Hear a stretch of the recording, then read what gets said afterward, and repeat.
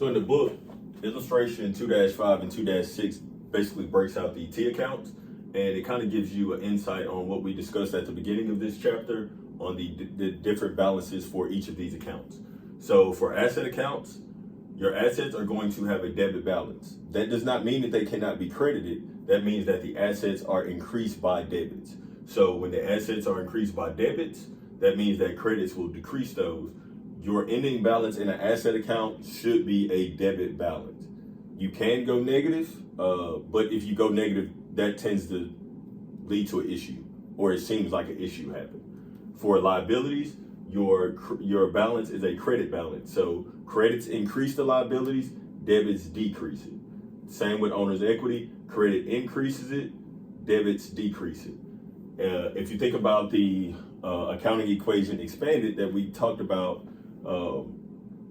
revenue and expenses feed into owner's equity, right?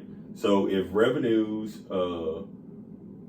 if revenues increase retained earnings, then revenues has a credit balance. So if you look at it on a T account basis, revenues are increased by credits and they're decreased by debits.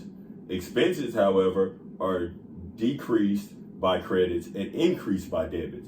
So these two are opposites. So basically, if you have a debit in an expense account, then that means it's going to increase that expense account.